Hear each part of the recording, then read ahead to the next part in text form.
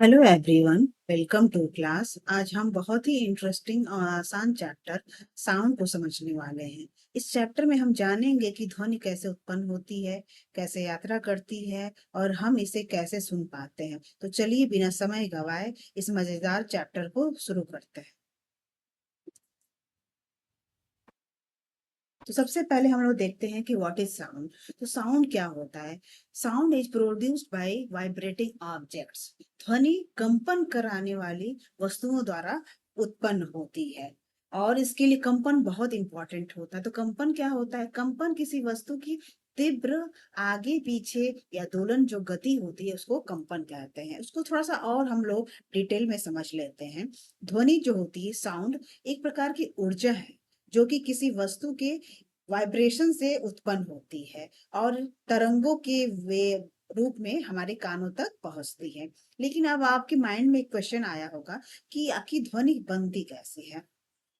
तो इसको भी हम लोग समझ लेते हैं। जब कोई वस्तु कंपन करती है तो आसपास की हवा में जो कण होते हैं वो हिलते हैं। इससे क्या होती है, जो ध्वनि अब क्या हुआ, तरंगे बनती हैं और ये तरंगे हमारे कान तक पहुंचती है। तो फाइनली हमें जो साउंड जो बना है, वेव बना है, वो हमें फाइनली सुनाई देता है। तो इस तरह हम लोग देख रहे हैं कि पहले कंपन हुआ, फिर आसपास की हवा के कण हिले, फिर उससे क्या हुआ, ध्वनि जो हुआ तरंग बनती है और तरंग जब हमारे कानों तक पहुंचती है तो फाइनली हमें वो साउंड सुनाई देता है। लेकिन ध्वनि को साउंड बनने में उसके वाइब्रेशन का, कंपन का बहुत इंपॉर्टेंट रोल होता है। अब इसकी एग्जांपल को भी हम लोग समझ लेते हैं। जैसे कोई हमारे डोर पे आता है तो घंटी का बेल बजाता है, तो घंटी बजाने पे क्या होती है, आवाज आती है। तो ये क्या है, एक साउंड ही तो है हमें जो सुनाई देता है। ये दूसरा एग्जांपल हम लोग समझते हैं, ढोल जैसे है हमारे पास। तो ढोल को जब हम उसको उसके पीटते हैं डंड से तो क्या होता है, ध्वनि उत्पन्न होती है। गिटार अगर हमारे पास है तो गिटार में तार बनी हुई थी, जब इन तारों को हम हिलाते हैं तो उसमें से आवाज आती है। उसी तरह से अगर हमारे घर में स्पीकर है तो उसको हम ऑन करते हैं तो हमें संगीत सुनाई देती है। तो इन सारे सभी में, सारी वस्तु में कंपन होती है, इसीलिए ध्वनि बनती है जो कि हमें सुनाई देती है। देखिए यहाँ पे क्या लिखा होगा, सीटेड इनसाइड क्या है, the best strategy to introduce class 8 in student to vibration is engaging them in sound product producing activities like plucking a stretched rubber band. आपने आसपास अपने घर में आपने तो रबर बैंड को स्ट्रेच करते हुए तो देखा ही होगा, सबने किया भी होगा। तो हम रबर बैंड को क्या करते हैं, जब स्ट्रेच करते हैं तो उससे क्या है, ये साउंड, उससे कुछ साउंड साउंड भी निकलती है क्योंकि वहां पे वाइब्रेशन होता है। तो वही बता के क्लास 8 के बच्चे को ऐसे एक्टिविटीज में इंट्रोड्यूस किया जाए ताकि बच्चे देखें कि कैसे साउंड क्रिएट होता है, वाइब्रेशन कैसे होता है। तो इस तरह के जब बच्चे एक्टिविटी करेंगे तो चीजों को अंडरस्टैंड करना उनके लिए आसान होता है। अब हम लोग देख लेते हैं कि साउंड ह्यूमन में जो हम बोलते हैं, आवाज, जैसे मेरी आप आवाज सुन रहे हैं रिकॉर्डिंग में, वीडियो में, तो ये आवाज कैसे बनती है। तो इसके, क्योंकि साउंड इतना इंपॉर्टेंट चैप्टर है तो फिर उसको हमको समझना भी बहुत जरूरी है कि ह्यूमन में साउंड कैसे बनता है। तो उसके में एक प्रोसेस होता है, इस पूरी प्रोसेस को हमें समझना है। तो देखिए यहाँ पे क्या लिखा हुआ है कि sound is produced by the voice box, लैरिंग्स बोलते हैं। ठीक है, लैरिंग्स जो होता है ये साउंड बॉक्स होता है। lungs force air through a slit making vocal cords vibrate। तो इसमें क्या होता है, जो ध्वनि होती है ह्यूमन में, ध्वनि वाक यंत्र, इसको ध्वनि वाक यंत्र बोलते हैं या हिंदी में उसको इंग्लिश में लैरिंग्स भी बोलते हैं, द्वारा उत्पन्न होती है। ह्यूमन में जो लैरिंग्स होती है उसी के द्वारा इसमें आवाज जो क्रिएट होती है, ध्वनि। फेफड़े झिरी से बाहर हवा ढकेलते हैं जिससे वाक तंतु कंपन करते हैं। तो इसमें देखिए प्रोसेस क्या होता है, जो हमारे लंग्स होते हैं वो क्या होते हैं, उनसे हवा निकलती है, वो हवा भेजी जाती है और उसके बाद ये हवा जो होती है लैरिंग्स में आती है। फिर यहाँ पे वोकल कार्ड्स होते हैं। वोकल कार्ड्स में क्या होता है कि अब कंपन होगी, कंपन से क्या होती है, आवाज क्रिएट होती है और फाइनली जो जीभ होते हैं, हमारे मुंह होते हैं, दांत होते हैं, सब मिलकर क्या होते हैं, शब्द मिलकर शब्दों में बदलते हैं। तो इस तरह क्या हुआ कि हम लोग देख रहे हैं कि फेफड़ों से हवा निकली, हवा कहाँ पहुंची, लैरिंग्स पे पहुंची, फिर ये उसमें लोकल कार्ड्स होते हैं, उसमें कंपन होता है, क्योंकि कंपन very important for producing sounds wave. तो कंपन हुआ, फिर कंपन से जो आवाज बनी, वो आवाज मुंह और जीभ के हेल्प से बाद में शब्द में बदल जाता है। तो ये पूरा प्रोसेस है ह्यूमन में जो साउंड को जो हम बोलते हैं उस आवाज को बनने की प्रक्रिया है। तो इसको हल्के से एक सिंपल लाइन में हम याद कर सकते हैं कि फेफड़ों की हवा वोकल कॉर्ड्स को क्या करती है, कंपन कराती है। तो फाइनली जो फेफड़े से जो हवा निकलती है वही वोकल कॉर्ड्स में, लैरिंग्स में जाती है, वहां पे वोकल कॉर्ड्स को कंपन कराती है, जिससे आवाज बनती है। तो आई होप आप लोगों को बहुत अच्छे से चीजें क्लियर हो गई होंगी कि फेफड़ों की हवा ही वोकल कॉर्ड्स को कंपन कराती है और इस कंपन के थ्रू आवाज बनती है। और उसमें देखिए लिखा गया है कि वोकल कार्ड लेंथ क्या होता है। तो देखिए मेन में वोकल कार्ड्स जो होते हैं वो सबसे ज्यादा लंबे होते हैं, जैसे यहाँ 20 मिलीमीटर है, लॉन्ग है। वुमन में जो होता है थोड़ा सा उससे कम होता है, मेन से 15 मिलीमीटर की होती है। और बच्चों में सबसे छोटी होती है वोकल कार्ड्स होते हैं, इनमें फीमेल से भी कम होता है। तो this difference causes district wise. तो ये वोकल कार्ड्स की जो लेंथ अलग अलग हम देख रहे हैं, मेन में, वुमन में, चिल्ड्रन में, यही रीजन है कि सबकी जो आवाज होती है ना अलग अलग। हम देखते हैं कि ह्यूमन में हमारे जितनी भी पॉपुलेशन है पूरे ऑल ओवर वर्ल्ड में, सबकी आवाज अलग होती है, सेम आवाज किसी की नहीं हो सकती है। तो ये क्यों होते हैं वोकल कार्ड्स की, ये जो डिफरेंसेज होते हैं, ये इसी सारे वजह से डिस्ट्रिक्ट आवाज होती है।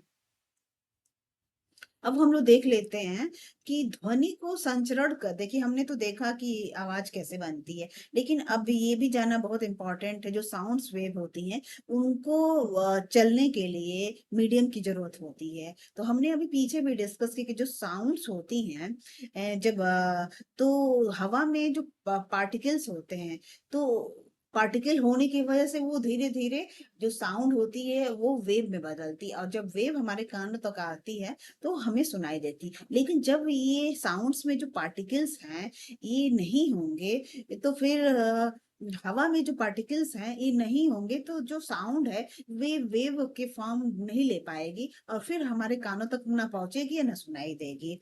तो इस चीज को बहुत समझना जरूरी होता है कि जो ध्वनि होती है उसको चलने के लिए हमेशा मीडियम की जरूरत होती है, चाहे मीडियम हवा हो, पानी हो, ठोस हो। लेकिन विदाउट मीडियम के जो साउंड होती है वो वेव नहीं बन पाती है, और फाइनली वो सुनाई भी नहीं देती। फॉर एग्जाम्पल अगर हम स्पेस में जाएं तो वहां पे स्पेस में आवाज सुनाई नहीं दे, क्योंकि स्पेस में कोई मीडियम नहीं होता है, न ठोस है, न पानी है, न हवा है। तो इस वजह से अगर स्पेस में कोई बोलता है तो उसकी आवाज हमें सुनाई नहीं देगी। ठीक है। तो इस चीज को वही मैं आपको समझाने का प्रयास कर रही हूँ कि जो ध्वनि होती है वो तरंग वेव के रूप में चलती है, और यह तरंग जो वेव होती है, पार्टिकल्स, हवा में जो पार्टिकल होते हैं उनके कंपन से आगे बढ़ती है। अगर ये कण नहीं होते हैं, जो मीडियम होती है उसमें क्या होता है, कण होते हैं, पार्टिकल्स होते हैं, चाहे हवा हो, ठोस हो, पानी हो, तो सब में पार्टिकल्स होते हैं, हम जानते हैं। पार्टिकल्स होने की वजह से ही है ये जो होती साउंड होती है वेव, उसकी कंपन से आगे बढ़ पाती है। जब ये पार्टिकल्स ही नहीं होंगे तो साउंड है वेव में नहीं बदलेगी और आवाज सुनाई नहीं देगी। यही रीजन है कि जो अंतरिक्ष में हम जाते हैं, स्पेस में जाते हैं, तो आवाज सुनाई नहीं देती है।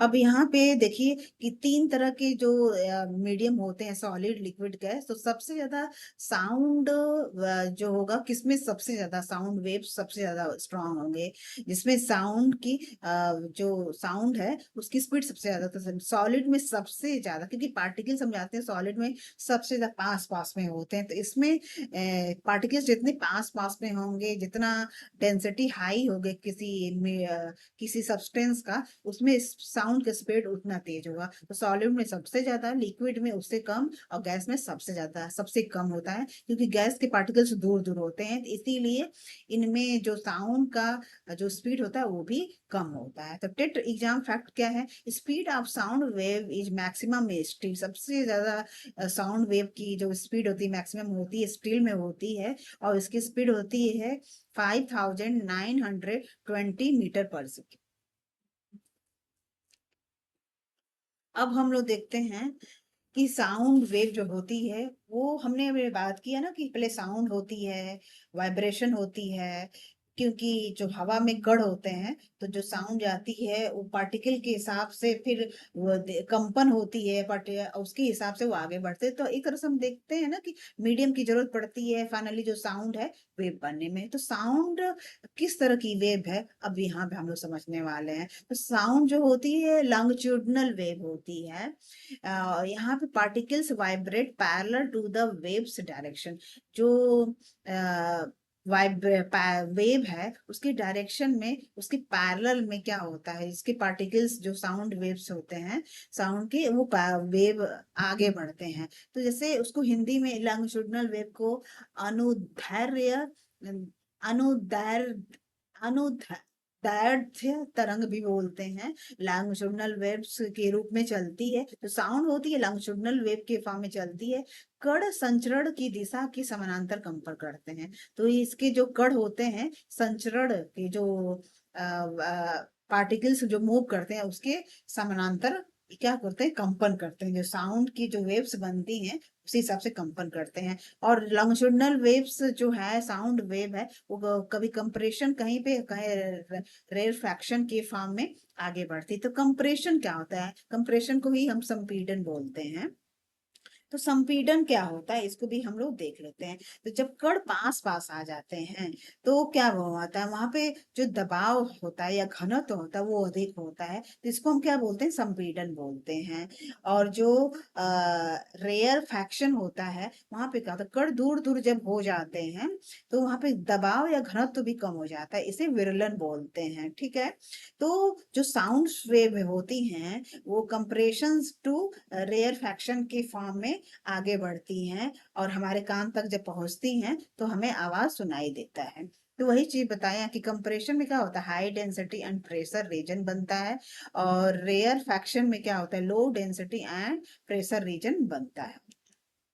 अब जो आवाज होती है हमारे आसपास, तो वो हमारे तक कैसे पहुंचती है इसको भी समझ लेते हैं। तो जैसे यहाँ पे कैसे बताया जाए, आउटर ईयर हमारी बाहरी कान में क्या होते हैं, फनल शेप्ड के होते हैं। जैसे कि यहाँ पे बताया फनल शेप्ड में, तो क्या करता है ये, कैचेस साउंड, साउंड को क्या करता है, कैच करता है। कीप जैसा आकार होता है हमारे कान का बाहर का, और ध्वनि को एकत्र करता है। फिर उसके बाद से जो साउंड है बाहरी कान से कहाँ पहुंचता है, ईयर कनाल, जिसको कर्ण नलिका भी बोलते हैं। ये चैनल्स साउंड्स डाउन, ये ध्वनि को अंदर ले जाती है। ठीक है। तो आउटर ईयर से ईयर कनाल तक हमारी जो आवाज पहुंचती है उसमें ध्वनि को अंदर ले जाती है ईयर कनाल। फिर उसके बाद ईयर कनाल से जो आवाज पहुंचती है ईयर ड्रम पे पहुंचती है। लेकिन किस तरह पहुंचती है इसको भी देख लेते हैं।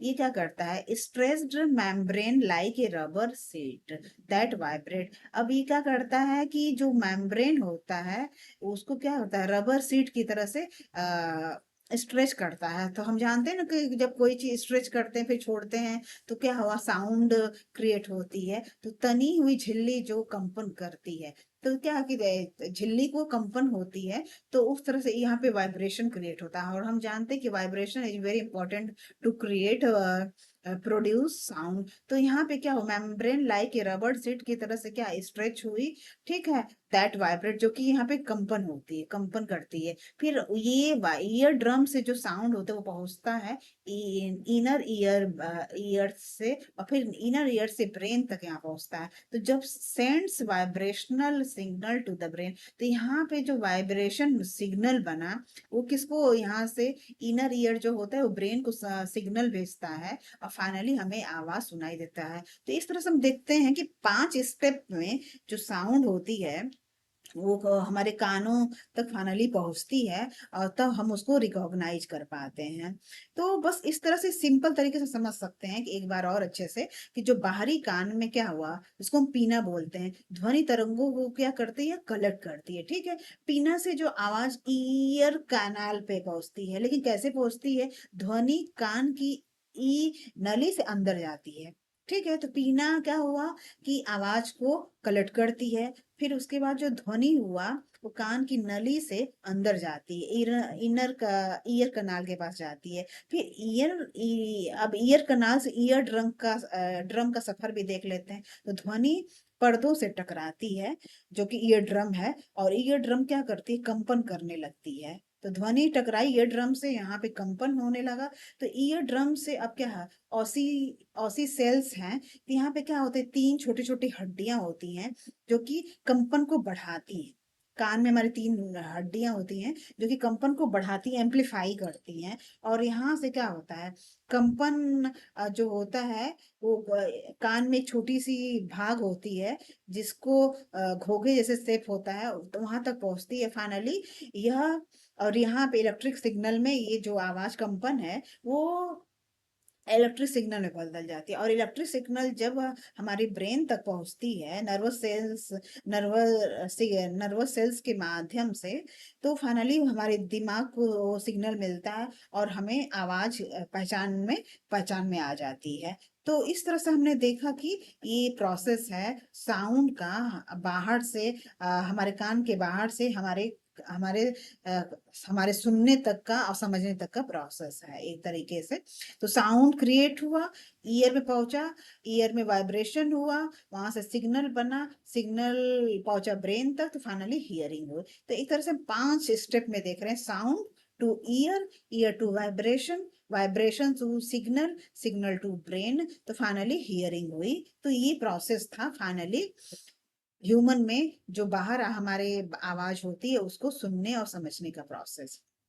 अब हम लोग थोड़ा सा देख लेते हैं कि ये जो लाउडनेस होती है, जो हम आवाज सुनते हैं, एम्पलीट्यूड होता है, पिच होता है, फ्रीक्वेंसी होता है, ये सब क्या होता है, तो इसको भी समझना थोड़ा सा जरूरी होता है। तो अभी हम लोग पहले बात करते हैं एम्पलीट्यूड की। तो क्या होता है, loudness depends on the amplitude of vibration.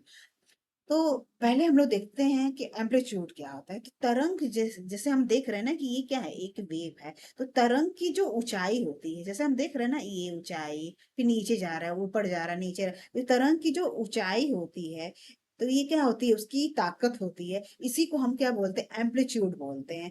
कण अपने स्थान से जितने ज्यादा आगे पीछे जाते हैं, एम्पलीट्यूड उतना बड़ा। मतलब हम देख रहे हैं इसका दो वेव है, या इस वेव का एम्पलीट्यूड हम देख रहे हैं बहुत कम है, क्योंकि वे बहुत छोटे, बहुत थोड़े से ऊपर जा रहे, थोड़े से नीचे जा रहे, ऊपर जा रहे, बहुत मिनिमम यहाँ पे एम्पलीट्यूड है। और इस वेव में हम देख रहे हैं कि यहाँ पे जो एम्पलीट्यूड बहुत हाई है, क्योंकि यहाँ बहुत ऊपर भी जा रही है, बहुत नीचे भी जा रही है। तो इस तरह से हम देख रहे हैं कि तरंग की जो ऊंचाई होती है वही उसकी ताकत होती है, उसी को हम एम्पलीट्यूड बोलते हैं। और जो अलाउडनेस होती है, हमें अगर आवाज किसी की तेज या धीमी सुनाई देती है, तो ये क्या होता है, ये हमारा ये आवाज की लाउडनेस होती है। और ये क्या होता है, हमारा अनुभव होता है, परसेप्शन होता है, ठीक है। तो लाउडनेस जो होता है वो प्रोपोर्शनल टू एम्पलीट्यूड होगा। तो यहाँ पे फॉर्मूला है, ये आपको पता होना चाहिए, loudness proportional to amplitude square. जिसका मतलब अगर एम्पलीट्यूड ज्यादा है तो आवाज भी तेज होगी, अगर एम्पलीट्यूड कम होगा तो आवाज धीमी होगी। जैसे फॉर एग्जाम्पल, हम अगर ढोल के जोर से बजाते हैं तो क्या होगा, ज्यादा कंपन होगी, तो एम्पलीट्यूड भी ज्यादा होगा। अगर हम उसी ढोल को धीरे से बजाते हैं तो एम्पलीट्यूड कम होगा और साउंड जो होगी वो धीमी होगी। तो इस तरह से आपके माइंड में एक याद रहना चाहिए कि अगर एम्पलीट्यूड बढ़ता है तो उसकी लाउडनेस भी बढ़ेगी, ठीक है। तो ये सारी चीजें एकदम क्लियर होनी चाहिए। अब देख लेते हैं कि यहाँ पे क्या दिया, यूनिट डेसिबल। इसकी जो यूनिट होती है डेसिबल में होती है, नॉइज बिकम फिजिकली पेनफुल। अगर आवाज ज्यादा बड़ी है, 80 dB से ज्यादा है, तो जो क्या होता है, ये पेनफुल होगी फिजिकली। और ये एक तरह से शोर होता है ना, हम बहुत हमारे आसपास बहुत नॉइज होती है, तो हम बोलते हैं कि ये पेनफुल होता है। तो जब नॉइज होती के आवाज जब नॉइज में बदलता है, उसका मतलब हो 80 dB से वो बड़ा हो रहा है उसका एम्पलीट्यूड। और इसकी जो यूनिट होती है वो डेसिबल होती है। अब हम लोग बात करते हैं फ्रीक्वेंसी की। तो फ्रीक्वेंसी क्या होता है, तो नंबर ऑफ ऑसिलेशन पर सेकंड को हम क्या बोलते हैं, फ्रीक्वेंसी। एक सेकंड में वेव कितने बार ऑसिलेट करती है, ऊपर नीचे जाती है, इसको हम क्या बोलते हैं, फ्रीक्वेंसी बोलते हैं। इसकी यूनिट होती है हर्ट्ज में हम काउंट करते हैं। फ्रीक्वेंसी डिटरमाइंस पिच, फ्रीक्वेंसी ही डिटरमाइन बताती है कि पिच कैसी होगी, तीखी होगी या मीठी होगी, ये फ्रीक्वेंसी बताती है, ठीक है। तो लो पिच मतलब क्या होता है, लो फ्रीक्वेंसी, ठीक है। और हाई पिच मतलब हाई फ्रीक्वेंसी। तो जैसे यहाँ पे हम देख रहे हैं, यहाँ पे जो वेव्स हैं वो दूर दूर हैं, मतलब उनके में दूर दूर है। हमने अभी बात की थी ना कि संपीड़न और विरलन की बात की थी, तो कंप्रेशन और रेयर फैक्शन। तो यहाँ पे हम क्या देख रहे हैं कि वेव जो है वो क्या है, रेयर फैक्शन देखने को मिले, दूर दूर वेव्स है। और इसमें क्या होता है, वेव्स एकदम पास पास में है, मतलब संपीड़न है यहाँ पे, कंप्रेशन वाला प्रोसेस। तो यहाँ जितनी तरंगी पास पास होंगी इसका मतलब हाई पिच। और हाई पिच का मतलब क्या होता है, हाई फ्रिक्वेंसी, इसकी मतलब आवाज आपको तीखी होगी। अगर हम देखेंगे कि वेव्स दूर दूर है, विरलन है, रेयर फैक्शन बन रहा है, वेव की जो फॉर्म है वो रेयर फैक्शन की फॉर्म में है, तो फ्रीक्वेंसी इसका मतलब लो है, और इसका पिच भी लो होगी। तो ये आवाज मतलब तीखी नहीं होगी, मीठी आवाज होगी। तो इसी तरह से नोट है यहाँ पे दिया कि vertical height, amplitude is constant, only horizontal spacing frequency changes. तो इसी चीज को हमें समझना था कि आपको बस संपीड़न और रेयर फ्रैक्शन की बात की थी। तो जब पिच जब ज्यादा होगी तब, जब वहां पे कंप्रेशन वाली स्थिति रहेगी तो पिच हाई रहेगी। अगर वेव ऐसी है जिसमें रेयर फ्रैक्शन के फॉर्म में वेव है तो लो पिच होगी, और रेयर लो फ्रीक्वेंसी, इसका मतलब लो फ्रीक्वेंसी है तो लो पिच होगी।